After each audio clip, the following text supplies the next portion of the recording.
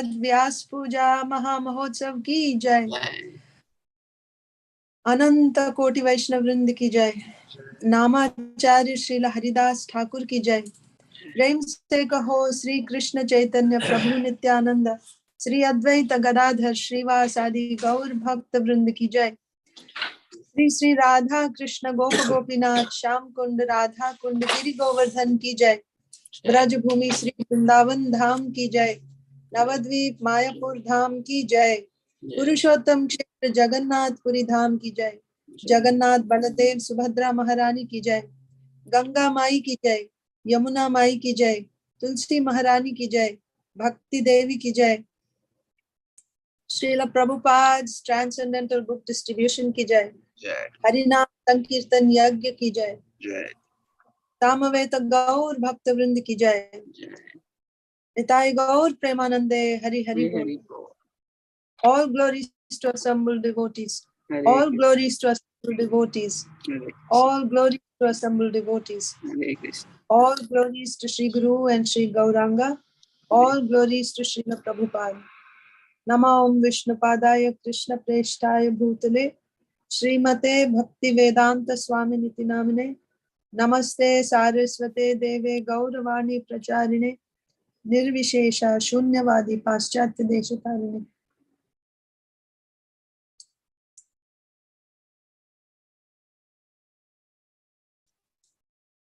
Om Namo Bhagavate Vasudevaya. Om Namo Bhagavate Bhagavate Vasudevaya. Om Namo Bhagavate Vasudevaya. Om Namo Bhagavate Vasudevaya. Om Namo Bhagavate Vasudevaya. Narayanam Namaskritya Naram Chaiva Narottamam Devim Saraswatim Vyasam Tato Jayamudirayet. Nashtaprayeshva bhadreshu nityam bhagavata sevaya bhagavatyuttama shloke bhaktir bhavati naishtiki.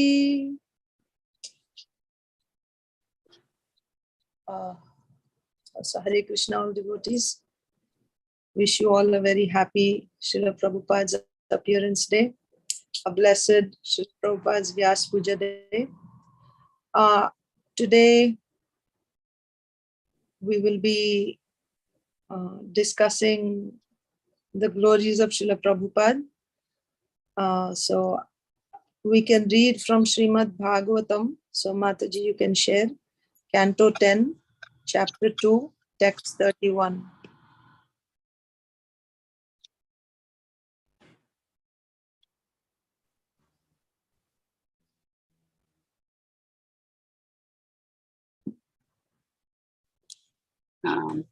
Ramsham Prabhu is going to share the screen.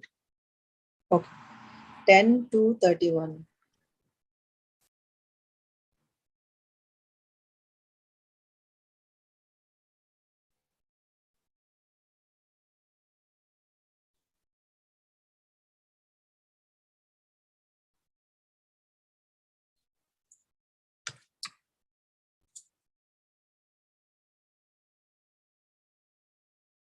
I don't know if Prabhuji is there. Okay, so should I just read then without the screen? It'll take me a minute, but you get started and I will I'll log back in. Okay, yes, ma'am. So I'll just recite the verse 10 to 31. Svayam samuttirya sudustaram dyuman bhavarnavam bhimamadabrasauhridah bhavat padamboruhanavamatrate nidhaya yata sadanugraho bhavan. Svayam samuttirya sudustaram dyuman bhavarnavam bhimamadabrasauhridah Bhavat padamboruhanavamatrate nidhaya yata sadanugraho bhavan. Swayam samuttirya sudustaram dyuman Bhavarnam Bhavarnavam Bhimamadabrasauhridah Bhavat Padambo Ruhanavamatrate Nidhaya Yata Sadanugraho Bhavan. Would you like to recite? Yeah, we can recite. Yeah. Swayam samuttirya sudustaram tyuman bhavarnavam bhimam adabrasaurada bhavat padamboruha navam atrate nidhaya yata sad anugraha bhavan. Hare Krishna.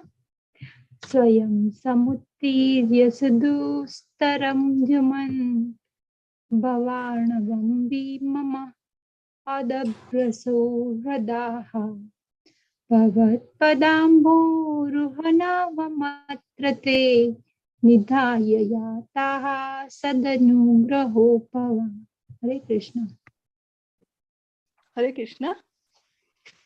Swayam samuttirya sadustaram devaman bhavaranavam bhimam adbara sohitaha bhavat padamboruhu navam atrate nidhaya yataha sad anugraho bhavan. Hare Krishna.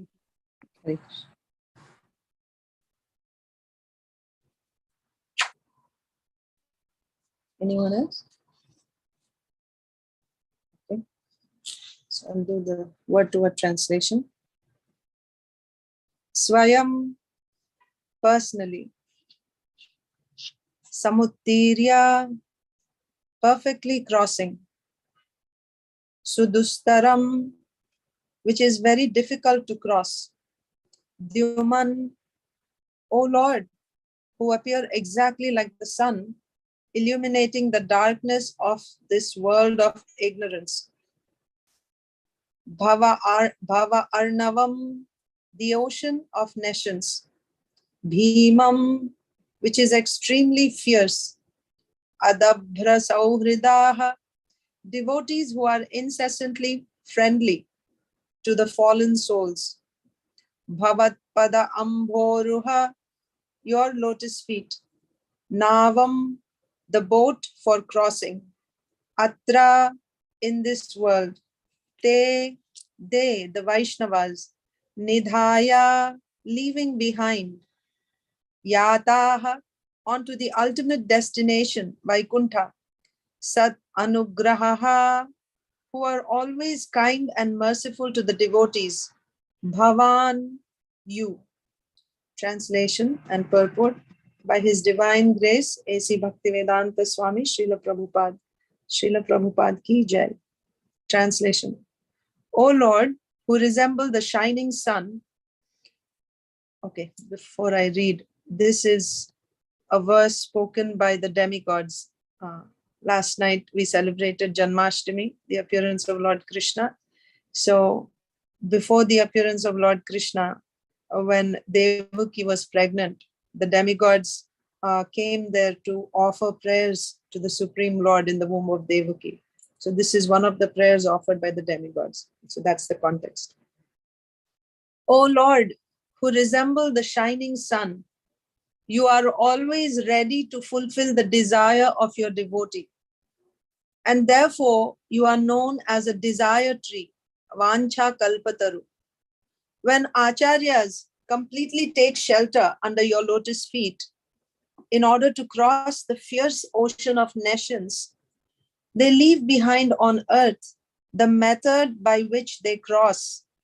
And because you are very merciful to your other devotees, you accept this method to help them. I'll read the translation one more time. O Lord, who resemble the shining sun, you are always ready to fulfill the desire of your devotee. And therefore you are known as a desire tree, Vancha Kalpataru. When acharyas completely take shelter under your lotus feet in order to cross the fierce ocean of nations. They leave behind on earth the method by which they cross. And because you are very merciful to your other devotees, you accept this method to help them. Purport. This statement reveals how the merciful acharyas and the merciful Supreme Personality of Godhead together help the serious devotee who wants to return home back to Godhead. Sri Chaitanya Mahaprabhu, in his teachings to Rupa Goswami, said, Brahmanda Brahmite Kono Bhagyavan Jeev Guru Krishna Prasade Pai Bhakti Lata Bij. Chaitanya Charitamrita, Madhya Leela, chapter 19, text 51. Brahmanda Brahmite Kono Bhagyavan Jeev Guru Krishna Prasade Pai Bhakti Lata Bij.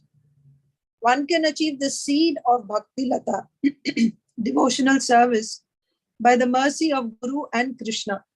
The duty of the Guru is to find the means according to the time, the circumstances, and the candidate by which one can be induced to render devotional service, which Krishna accepts from a candidate who wants to be successful in going back home, back to Godhead.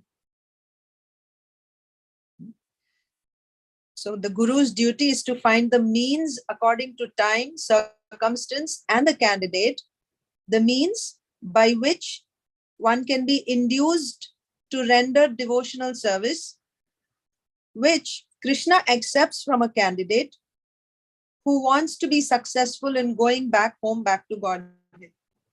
After wandering throughout the universe, a fortunate person within this material world seeks shelter of such a guru or acharya who trains the devotee in the suitable ways to render service according to the circumstances, so that the Supreme Personality of Godhead will accept the service. This makes it easier for the candidate to reach the ultimate destination. The acharya's duty, therefore, is to find the means by which devotees may render service according to references from Shastra. Rupa Goswami, for example, in order to help subsequent devotees, published such devotional books as Bhakti Rasamrita Sindhu. Thus, it is the duty of the acharya to publish books that will help future candidates take up the method of service and become eligible to return home back to Godhead by the mercy of the Lord. In our Krishna consciousness movement, this same path is being prescribed and followed. Thus, the devotees have been advised to refrain from 4 sinful activities: illicit sex, intoxication, meat eating, and gambling, and to chant 16 rounds a day. These are bona fide instructions. Because in the Western countries, constant chanting is not possible, one should not artificially imitate Haridas Thakur, but should follow this method. Krishna will accept a devotee who strictly follows the regulative principles and the method prescribed in the various books and literatures published by the authorities. The Acharya gives the suitable method for crossing the ocean of nations by accepting the boat of the Lord's lotus feet. And if this method is strictly followed, the followers will ultimately reach the destination by the grace of the Lord.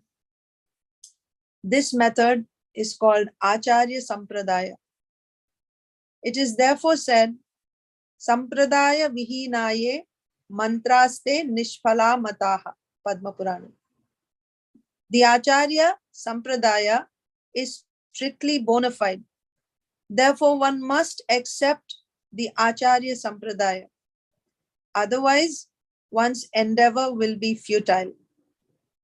Srila Narottam Das Thakur therefore sings, Tadera Charana Sevi Bhakta Sanevas Janame janame hoi ei abhilash. One must worship the lotus feet of the Acharya and live within the society of devotees. Then one's endeavor to cross over nations will surely be successful. Om Ajnanatimirandhasya Jnananjana Salakaya Chakshur Unmilitam Yena Tasmai Sri Gurave Namaha. Sri Chaitanya Manobhishtam Sthapitam Yena Bhutale Swayam Rupaha Kada Mahyam Dadati Swapadantikam.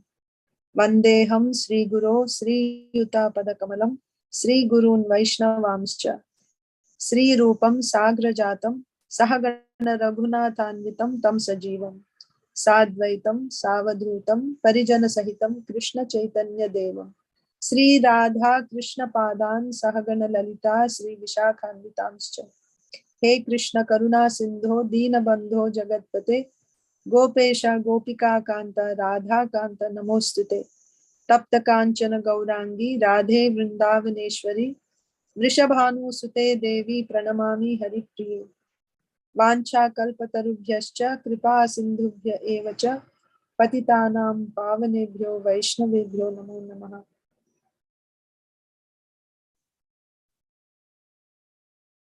Jai Sri Krishna Chaitanya Prabhu Nityananda Sri Advaita Gadadhar Srivasadi Gaur Bhakta Vrinda.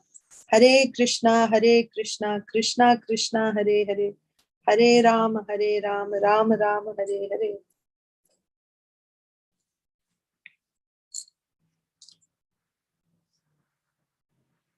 So this verse, I'll read the translation again. O Lord, who resemble the shining sun, you are always ready to fulfill the desire of your devotee. And therefore you are known as a desire tree, Vancha Kalpataru. When acharyas completely take shelter under your lotus feet in order to cross the fierce ocean of nations, they leave behind on earth the method by which they cross. And because you are very merciful to your other devotees, you accept this method to help them.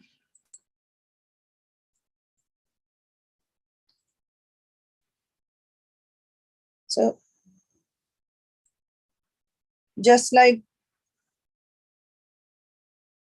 Krishna comes from time to time, Paritranaya sadhunam vinashaya cha dushkritam dharma samsthapanarthaya. So, Krishna comes from time to time in order to deliver the pious, in order to punish the miscreants, and also to re-establish the principles of dharma. Krishna also sends his eternal associates. But what is the whole program behind this Krishna's coming, his personal associates coming to this material world? The purpose is to help us conditioned souls in this world to once again be reconnected with Krishna, to reawaken our original consciousness, which is Krishna consciousness, to reawaken our love for Godhead.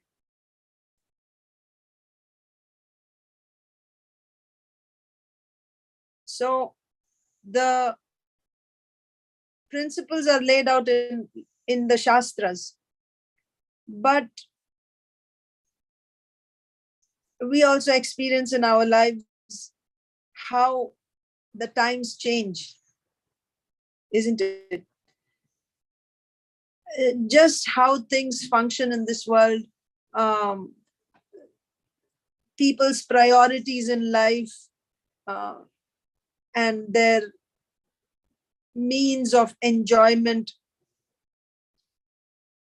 their consciousness in general, we see it's changing. So the Acharya, as Srila Prabhupada is explaining in the purport,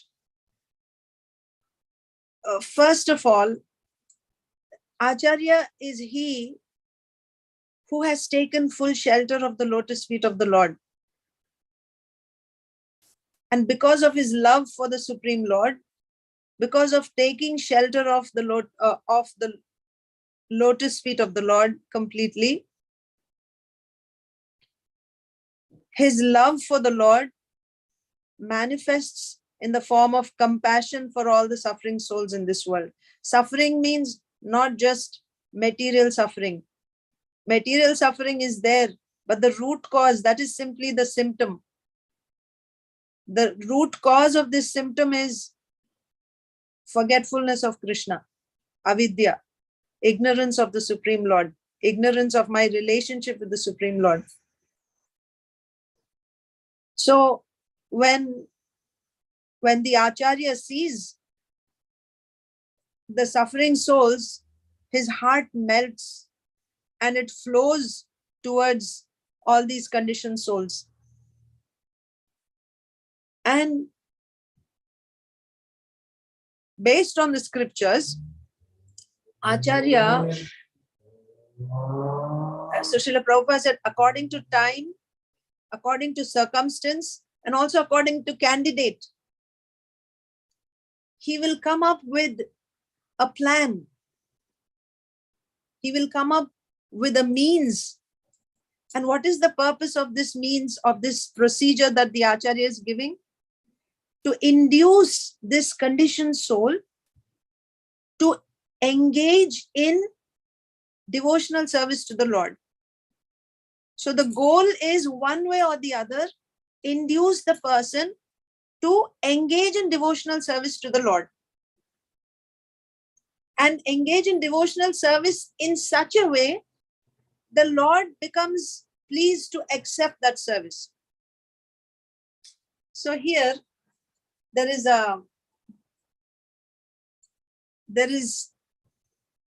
so this Acharya is acting as a via medium between the Supreme Lord and the conditioned soul. Actually, the Supreme Lord, he does not deal with the conditioned souls. He does not deal with the conditioned souls. The Lord is only dealing with his devotees. So, if the Lord is simply dealing with the devotees, what chance do the conditioned souls have to once again enter into the entourage of the Lord? The chance is the devotees of the Lord. They feel this compassion, especially the Acharya. He actually feels compassion and he gives a procedure, a means by which the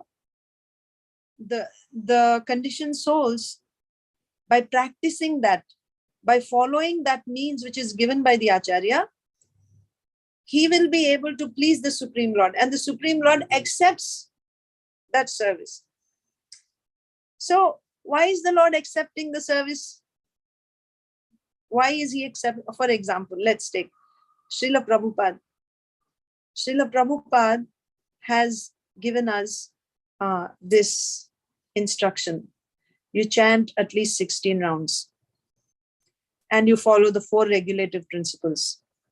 No meat eating, no intoxication, no gambling, no illicit sex.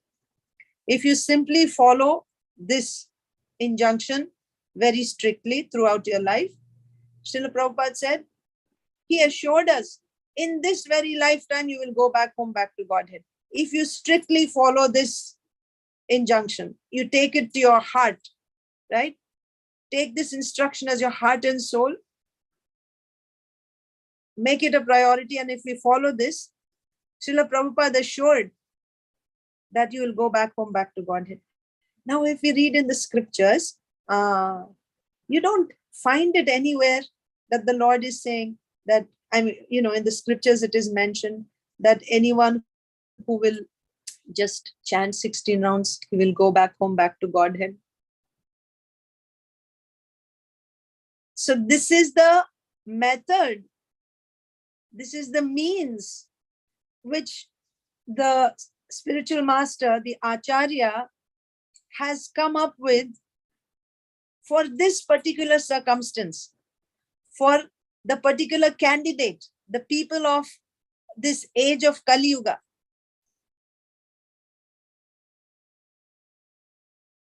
Now the question may arise, why the Lord will accept it? So whatever the Acharya says, the Lord will accept.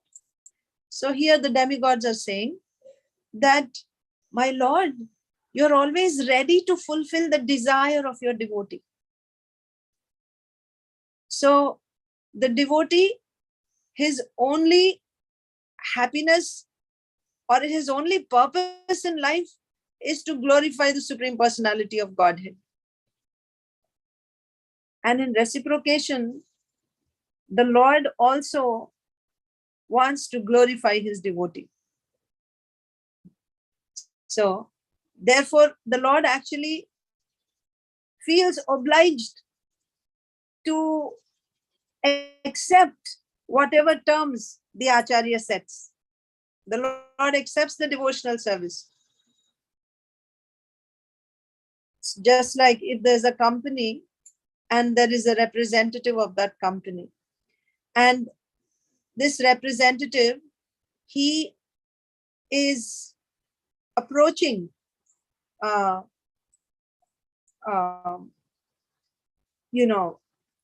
he's approaching the candidates, and he offers them a deal. Now the head of that company may not like that proposal, but or at other times that may not be his best plan, but because it has been offered by a representative, the company actually feels the company becomes bound to accept the conditions that are agreed upon by its representative. So similarly, Acharya is Krishna's representative. So when the Acharya, so what is the purpose of the Acharya? The purpose of the Acharya is he's actually working to fulfill Krishna's mission, to bring the conditioned souls back to Krishna. That is Krishna's mission. And when the Acharya is working like this and he makes some adjustments, Krishna will accept them. That's the point. And Srila Prabhupada in this purport explained, this is Acharya Sampradaya. This is called Acharya Sampradaya. Acharya Sampradaya means, this is as it is said in Padma Purana.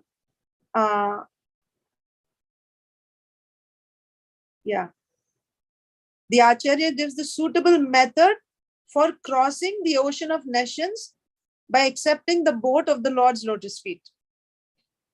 And if this method is strictly followed, the followers will ultimately reach the destination.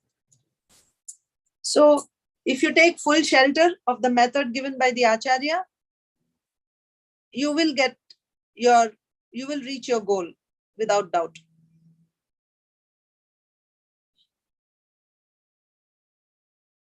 So our only hope to reach Krishna is through Srila Prabhupada. If we followed the instructions given by Srila Prabhupada, then our getting shelter at the lotus feet of Krishna is guaranteed. Why? Because Srila Prabhupada has pleased Krishna completely. So today is the appearance of Srila Prabhupada.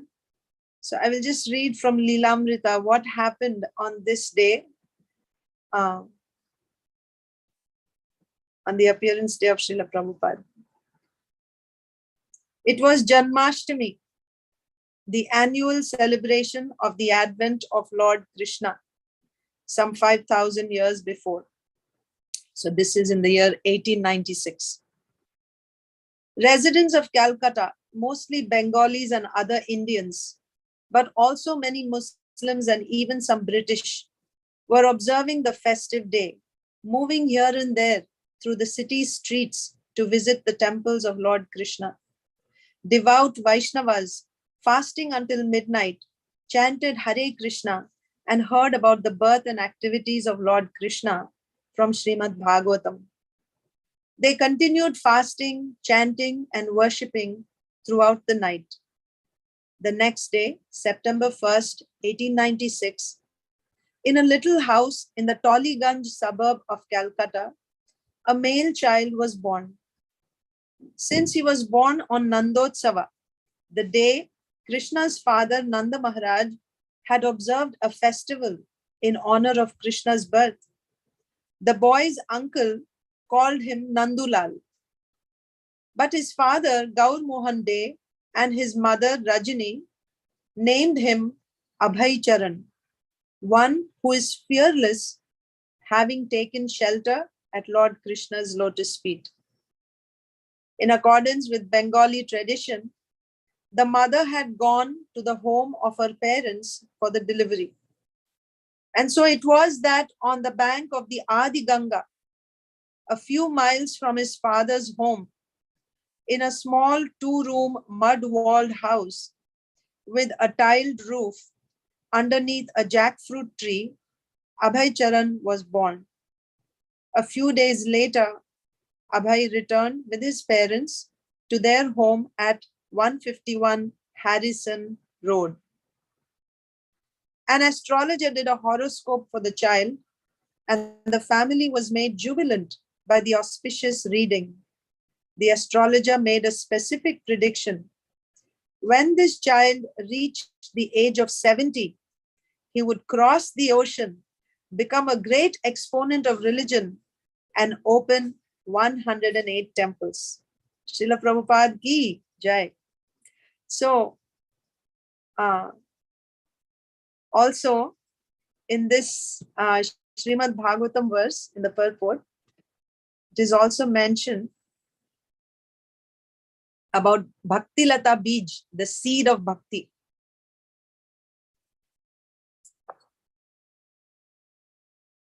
The merciful Acharyas and merciful Supreme Personality of Godhead together help the serious devotee by giving the devotee the seed of Bhakti Lata. Bhakti Lata means a creeper of Bhakti. That seed, we receive that seed of Bhakti by the mercy of both Guru and Krishna. So, the person who gives this seed to us, that person plays a very important role in our life, in our spiritual life. So, Srila Prabhupada, I forget which book it is. I'm sorry, but I was listening to a lecture by His Holiness Mahanidhi Swami Maharaj, and Maharaj was reading from a book of Srila Prabhupada. Yes. This is the Srimad Bhagavatam, the first set of Srimad Bhagavatams. I think it's like 200 copies or something that Srila Prabhupada got them printed before leaving for America. So it was a 3-volume first canto. And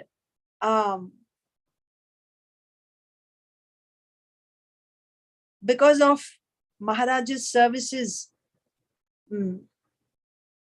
at the Radha Damodar temple, Srila Prabhupada's quarters, I believe, he was gifted with one of these original copies of Srimad Bhagavatam that was written by Srila Prabhupada. And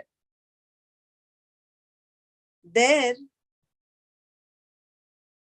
Srila Prabhupada gave an autobiography of himself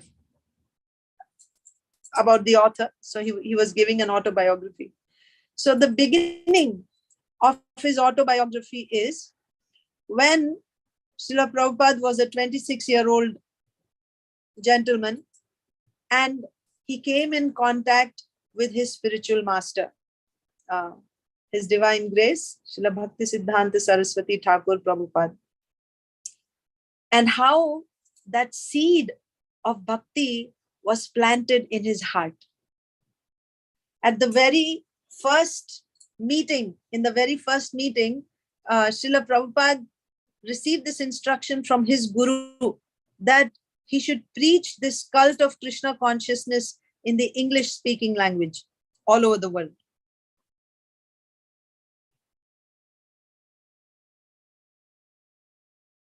So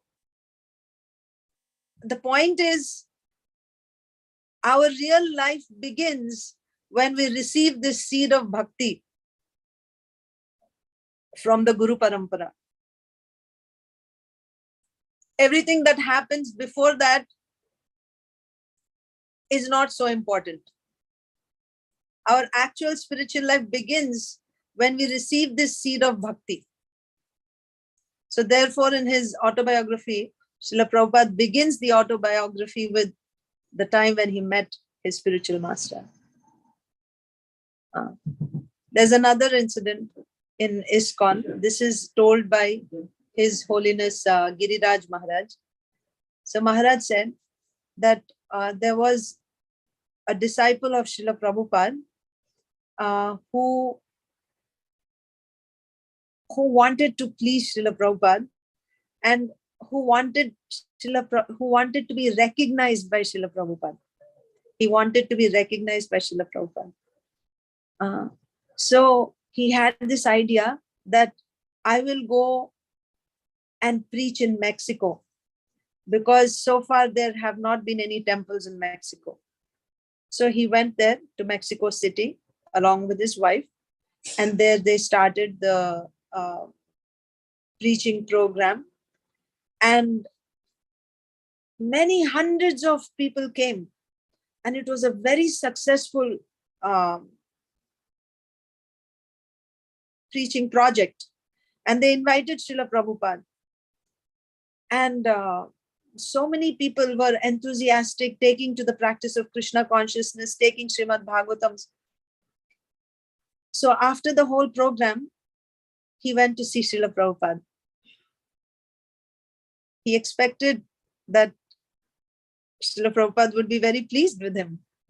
So he went to Srila Prabhupada, and he said, Srila Prabhupada saw him and he said, it was a nice program, but the credit goes to your wife. Why? Why the credit is going to his wife? Srila Prabhupada, this is Maharaj is explaining. So the original idea of going to Mexico City and preaching there, that was the idea of this devotee's wife. So the seed is actually coming from her. Therefore, Srila Prabhupada said, the credit goes to your wife. So the person who gives us the seed, he plays the most important role in our spiritual life. And if we hold on to that, so for us, in ISKCON, for the next about 10,000 years, the seed has already been given by Srila Prabhupada. This method given by Srila Prabhupada is specifically meant for Kali Yuga, for this time. Anyone who strictly takes to this method, takes shelter of Srila Prabhupada, success is guaranteed. Spiritual success is completely guaranteed.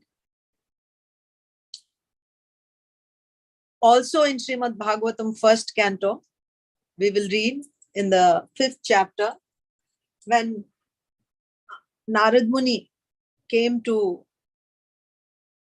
remove the despondency of Vyasdev, there it is said that, so this is Srimad Bhagavatam, canto 1, chapter 5, text 13. O Vyasdev, Your vision is completely perfect. Your good fame is spotless. You are firm in vow and situated in truthfulness. And thus you can think of the pastimes of the Lord in trance for the liberation of the people in general from all material bondage. So there in the purport, Srila Prabhupada is saying that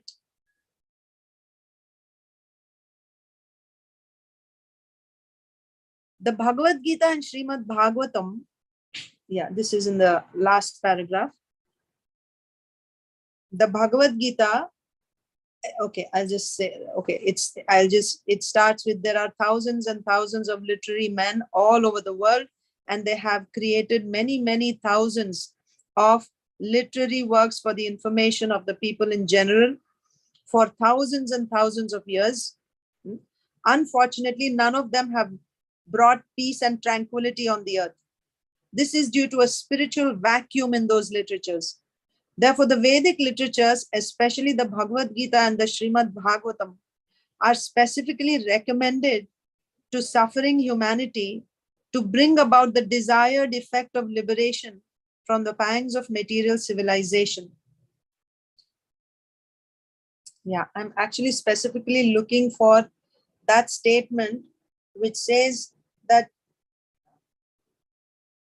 Srimad Bhagavatam brings a revolution in the impious lives. If you remember the verse, you can please help me. Anybody remembers that verse? Srimad Bhagavatam brings a revolution in the impious lives of this misguided civilization. It's when Narada is speaking to Vyas. I think it might be chapter 7. Oh, okay. I thought it was 5. The verse, yeah? Yeah. But yeah, it's where there's 2 verses that talk about that which does not describe the Supreme Lord. It's the place of pilgrimage for crows, and then that which describes the Supreme Lord. You know, the one it ends with heard, sung, and spoken. Yes, yeah, 10 and 11. Yeah, that's 1, 5, 10, and 11. So 10 talks about, So 10 talks about the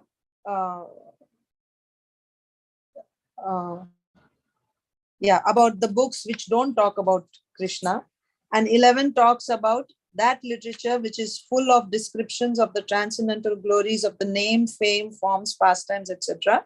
of the unlimited Supreme Lord, is a different creation, full of transcendental words directed toward, thank you, yes, that's the verse, 1, 5, 11.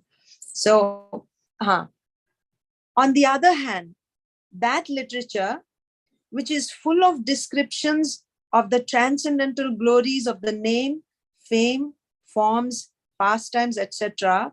of the unlimited Supreme Lord, is a different creation, full of transcendental words directed toward bringing about a revolution in the impious lives of this world's misdirected civilization. There's a very important point here. Such transcendental literatures, even though imperfectly composed, are heard, sung, and accepted by purified men who are thoroughly honest. Here, Narad Muni is asking Vyasdev, so what is this literature we are talking about here, which is full of transcendental glories of the name, form, pastimes of the Lord? This is Srimad Bhagavatam. Yes. This Srimad Bhagavatam is directed toward bringing about a revolution in the impious lives of this world's misdirected civilization. I'm just trying to find in the purport. So, but this is the actual statement from Srimad Bhagavatam. That means, just think about it. When Srimad Bhagavatam was spoken the first time, so this is the statement by His Holiness Indradyumna Maharaj. Srimad Bhagavatam, when it was spoken by whom? For the first time, it was spoken by Sukadev Goswami to Parikshit Maharaj. do you have any impious, sinful people at that time who are actually receiving the Srimad Bhagavatam? First, Vyasdev composed the Srimad Bhagavatam on the instruction of Narad Muni. And we know that Srila Vyasdev gave it to his son Sukadev Goswami. So there is no impious, fallen souls receiving it. Right? Sinful people, let's say. Sinful people are not receiving it. And then Sukadev Goswami is speaking to Parikshit Maharaj. Who is Parikshit Maharaj? A Mahabhagavat devotee. And who were all the assembled sages there? They were all also very exalted people. We don't find sinful people receiving Srimad Bhagavatam. So this Srimad Bhagavatam, when did it come to the sinful people? This is guided towards bringing about a revolution in the impious lives. At what point was the Srimad Bhagavatam given to the impious people of this world's misdirected civilization? At what point was the Srimad Bhagavatam offered to the impious people? That was done by Srila Prabhupada, isn't it? To the most degraded people, because those who were engaging in all types of sinful activities, this Bhagavatam was extended. This is done by Srila Prabhupada. And Srila Prabhupada is therefore quoted in Srimad Bhagavatam. I'm sorry, but I'm not able to find that exact point which I heard because of Janmashtami all these days. I didn't get a chance to actually prepare for this class, but I felt I must just come and say something. I apologize for that. I didn't really prepare. But the point that Maharaj was saying was that Bhagavatam coming to impious people, it happened when Srila Prabhupada came to the West and he gave it to everyone.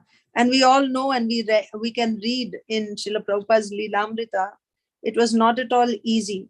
It was not an easy journey. At every step, Srila Prabhupada faced so many challenges, failures. But all these failures didn't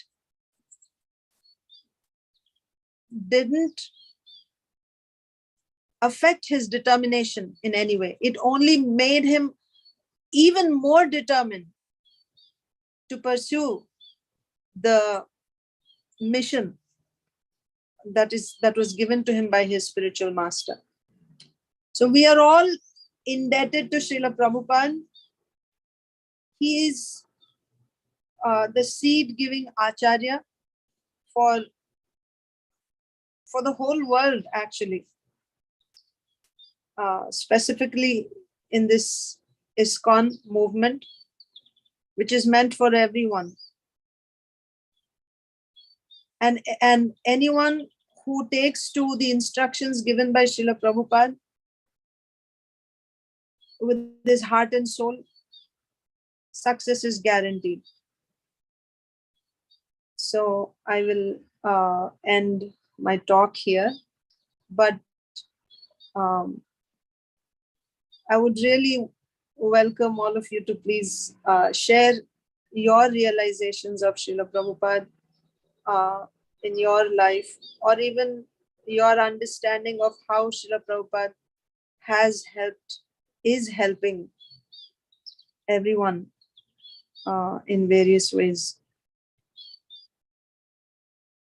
So, yeah, please.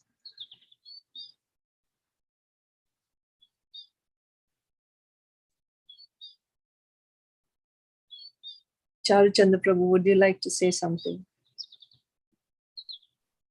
Okay, thank you for the nice class. Even though you didn't have time to prepare, of course, this is a lifetime in preparation, so you've had plenty to say.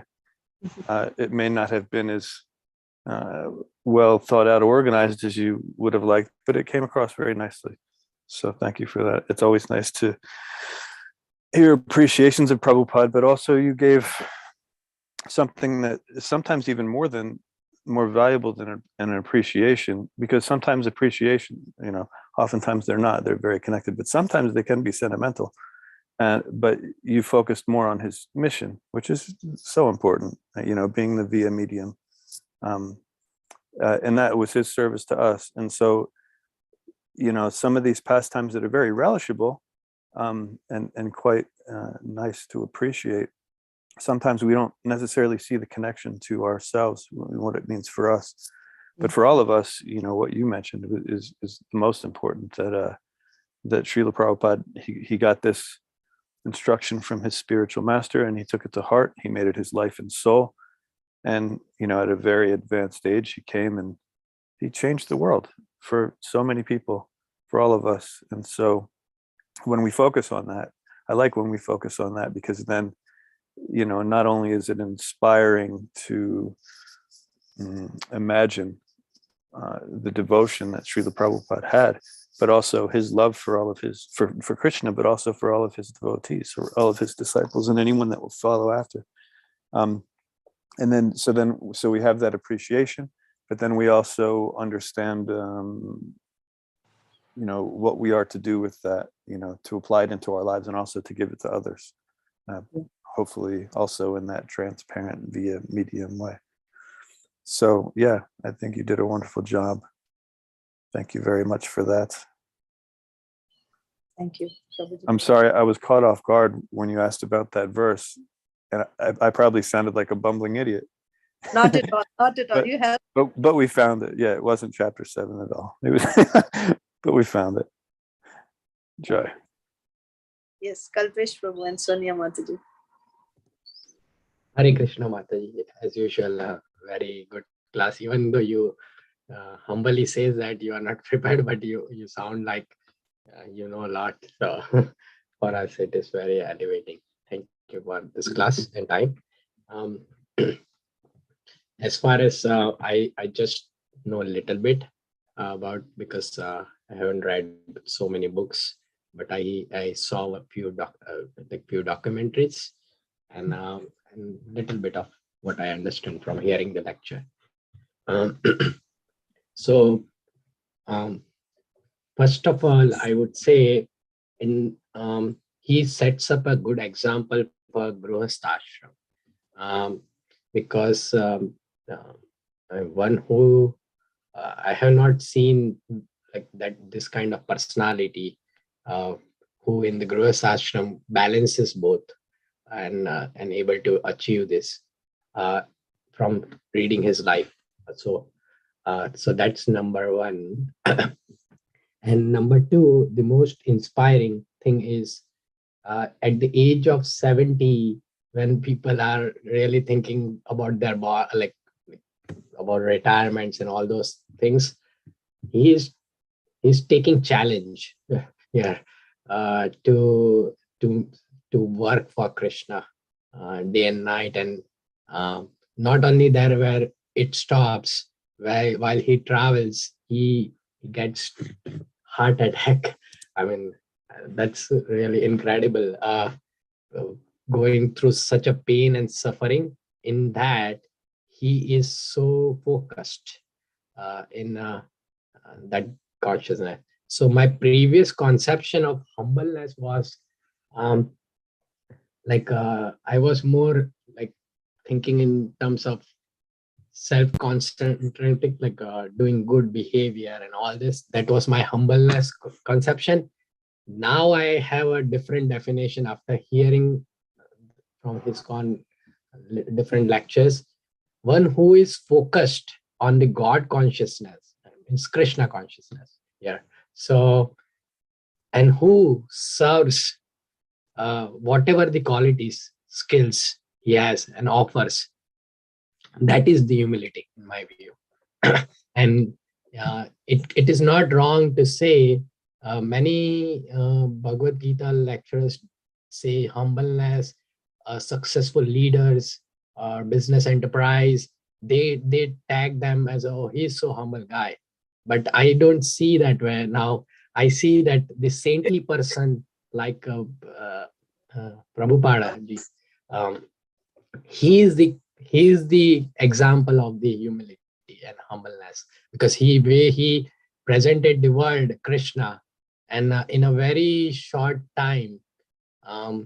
I mean, I have not seen, particularly at his age, the movement is doing so well throughout the world, and elevating this most degraded. I mean, like when he came, he did not had like so many options here. So it's so remarkable, like way he conducted the whole movement, and having nothing with him, and having just Krishna with him, which is what the real strength of spirituality is. And I came across one of the when he landed up in the Boston Harbor. I don't know the mark as something. It starts with M. Mark, and yeah. So it is so like when if somebody is reading that, and if they are in that consciousness and trying to understand what he's saying, he's literally talking to Krishna, and the way he says it, I mean, it is so like honest prayer. I mean, not I haven't heard for a very long time such a honest prayer. So all the obeisances. I mean, without that, I don't think so. I would have. Whatever I'm learning, I have not got the association like yourself and other devotees. So very, very inspiring, and helps to spread Krishna consciousness, and help make everybody. I like his one of the statements was a chant and be happy. so that is very, very appropriate for Kali Yuga, because Kali Yuga. So it's because it's practical. Yes, Prabhu. So nice. You actually, while you were speaking, I took out 3 points, important points from your realizations. First thing is, Srila Prabhupada set the example, not only for grihastas, for sannyasis, for devotees. Like you said, even at the age of 70, when everyone is trying to retire, Srila Prabhupada pushed himself so hard and he has raised that bar for all the generations to come in future in ISKCON. So you see, like anyone who takes Srila Prabhupada's mission as his life and soul, or anyone who studies, let's say anyone who's honest, when he sees how hard Srila Prabhupada has worked, he cannot just sit back and not do it himself. So you see, our spiritual masters, they're all in 70s now, and they're still pushing it on because they have such a high example. They won't be, in their humility, they feel that they will never be able to meet that, but they feel so indebted that they try to give the last bit they have, because Srila Prabhupada has done so much. So Srila Prabhupada setting the example, that's a very, very important point.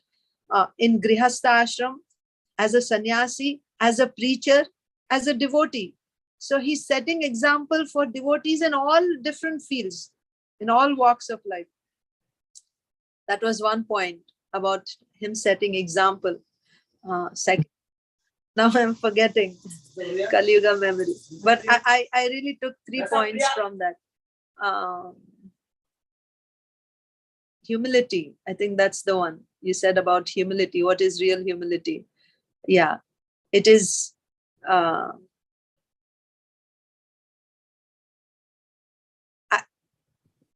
think Ramanujacharya's, pastimes, it is said, maybe it was said by, I think, Ramanujacharya or his disciples, but a devotee is, anyway, we won't go into that. It's already getting late. But yeah, thank you so much for the points you brought out. I forget the ones that I actually noted. I should have written down. That's the best way for me to just write down, then I'll. But Yeah. thank you. My previous conception of humbleness was totally different because that was more materially oriented. Now I see it. No, this is not material thing. This is spiritual thing, and this is where Prabhupada sets an example. And how beautifully he explains non-violence also. One who is, who is not practicing Krishna consciousness is the violent. So that is so. I never found that kind of. Because people generally think of fighting with each other as not fighting with each other as non-violent, but that is yeah, he's a master Level, but real non-violence is to help them awaken their Krishna consciousness. If we are not that, not just practicing ourselves, but also helping others to awaken their Krishna consciousness. If we are not doing it, then we are being violent. Amazing. Yes. Amazing. Yeah, that's yes. Hare Thank Krishna you. Mataji. So is Shobha Radhe Mataji here? Maybe not. Okay. So we will end the session here. I wish you all a very wonderful Prabhupada Vyas Puja festival today. I think the temple program starts at 10 o'clock. So Hare Krishna, thank you very much for your attention. Srila Prabhupada ki jai. Srila Prabhupada ki jai. Jai. Grantaraj Srimad Bhagavatam ki jai. Jai. Samaveta Bhaktivinoda ki jai. Jai. Ancha kalpatarubhyascha kripa sindhubhya eva cha patitanam pavanebhyo vaishnavebhyo namo namaha. Jai. Hare Krishna. Hare Thank you, Hare Krishna Mataji. Hare Krishna. Hare Krishna.